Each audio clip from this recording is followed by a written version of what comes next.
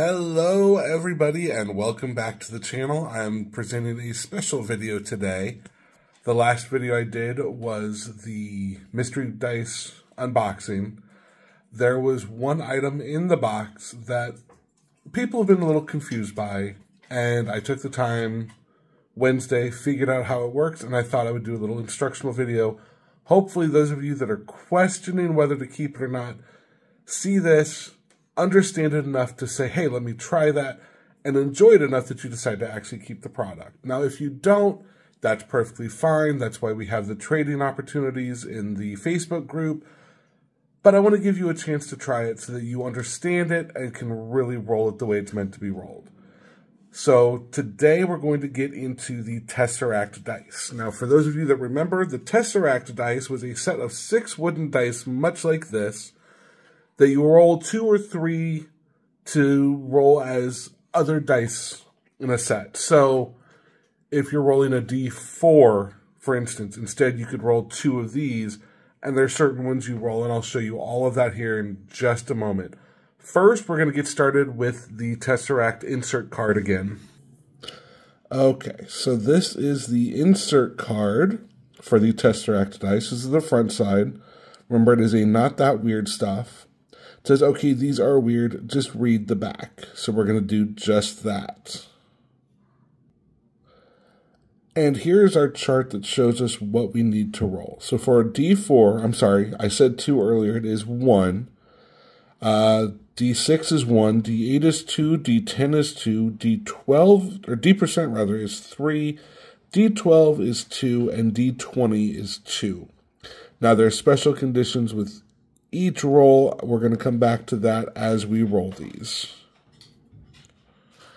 These are the 6 dice. Now, if you notice, I'm going to come in closer on one of them in just a moment. On the right side of the dice, there's almost what looks like train tracks. It's actually a grid to tell you when you would roll that die. So we're going to come down to this 7/2. On the right side is 10% and 20. So if you're rolling for a D10, for a D%, or for a D20, you would grab that die as well as any others with that same number. So the +0 above it also has the D%. We know we need 3 dice to roll for a D%. So that's 2 of the 3, and the third one is the one that says re-roll right here. So we're going to take these 3 would be our D% roll. Now remember, this is just for the percent die, not for the D10 die. The D10, we would also roll this one and this one. The D12 would be these 2 together. The D20 would be these 2 together. So we'll actually start with the D20. So I'm going to move the other 4 aside. So on our card, it does say D20, 2 dice, roll both, combine with low number. So both in my hand, we roll them. Both came up re-roll. Okay, this is going to be fun. A re-roll and a 10-5. So that one stays. Now we got +0. So we have rolled both, and we combine with the low number. So what that means is the 0 combines with the lower of the 2 numbers on this die. So in rolling a D20, we just got 5. So if we do it again, this time we got 8, 3, and +0. It was I'm just making sure, yes, it was the low number, so that time was a 3. So I'm not rolling very well with these. These may not be a regular staple in my collection, but here we go. So the first one we roll is a 7-2. The second one is a +15. So we rolled both. We combined the 15 with the lower number. So we just rolled a 17. That is how it works with the D20. We're going to do the same thing with the D% now. And it's those 2. And where'd my D% go? There it is. Haha. I knew it was somewhere. So we roll all 3 of these. So we got 6-1, +0, and re-roll. So we're going to re-roll this one. Now it's a +15. So 15 and a 6-1. Now when we look at the percent, it's roll all 3 combined with the low number. I did not mean to zoom in that far. So there we go. So, yes, we have roll all 3 combined with the low number. I know I'm a little shaky. I'm using my hand to record, so bear with me. So, with these 3 being what we rolled, we would take the +0, +15, and the 1 because we're combining with the low number. So we just rolled a 16 on a D%. So not great by any means, but we're going to try again. And this time, +80, a 6-1, and a re-roll. So when we re-roll that one, we get a +0. So +80 +0 is +80, and then add the low, so you've got an 81 total for your D%. So you don't even have to worry about rolling the D10 with it. It automatically gives you a full percentage. So that's the nice part with these. Now this one is just the D%, so you see we've got a re-roll, the +80, a +60, a +20, a +40, and the +0 that we initially rolled. So that's kind of nice that it'll give you extra boosts as you're rolling. So that is the D%. Let's work with the D12. So we're going to bring them all together here.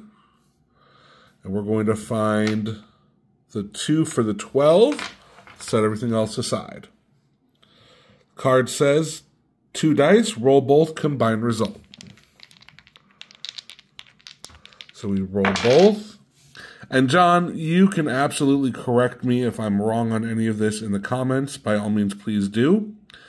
So it says low, which is 1. So we rolled a 1 for a D12. So we rolled the lowest possible we could. Now we have an 11, 5, and a high. So we take the high number on this one, which is the 11. Therefore, we just rolled an 11 on a D12. So we went from a 1 to an 11. That's pretty nice.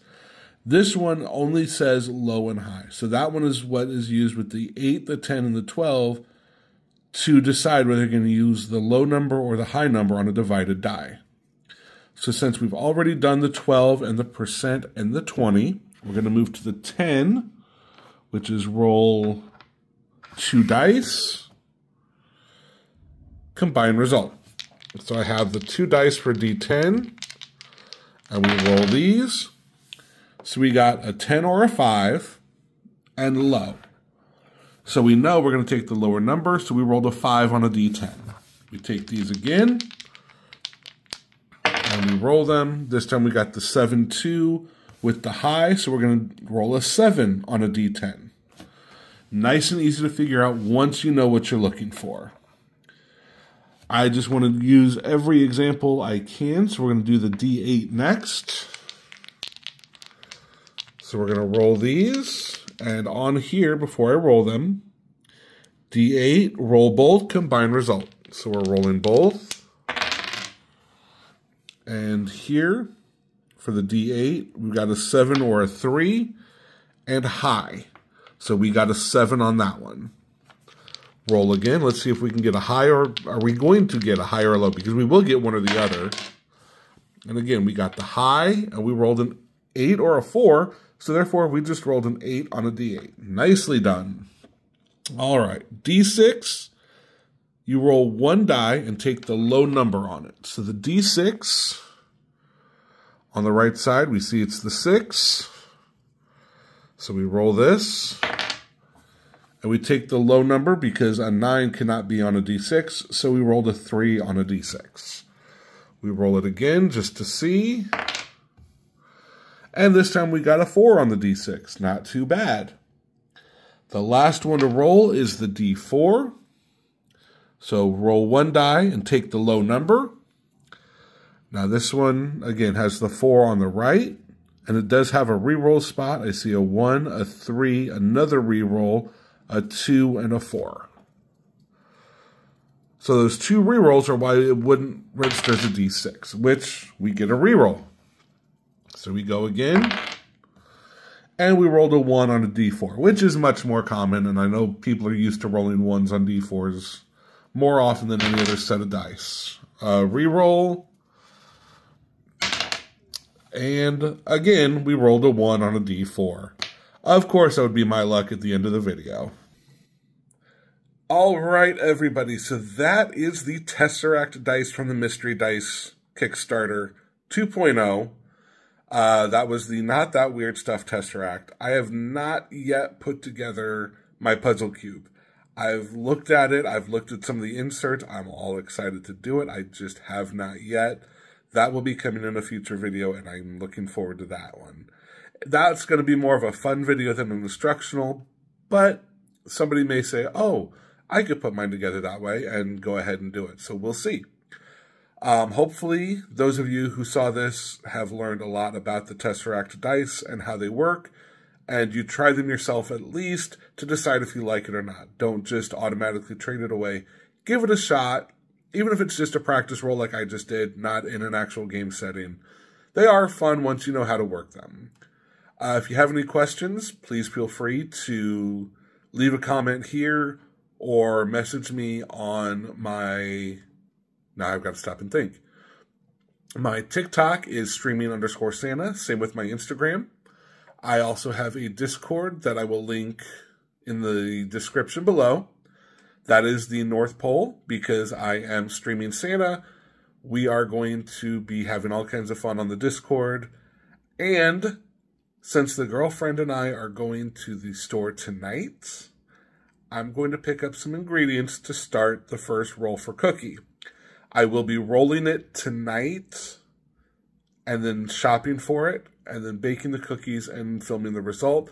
That will end up on my TikTok and my Instagram pages. I'll also share a link to it in the Discord so people who are on there can see it. They will actually get the first notice that it's been done. My plan is to post those on my YouTube here about 24 hours after I finish. Those of you who've seen Roll for Sandwich or Roll for Barbecue, you know the concept. Those who don't, it's really fun. I may end up with some really good cookies or some really bad cookies. We just don't know. But Santa loves his cookies, right?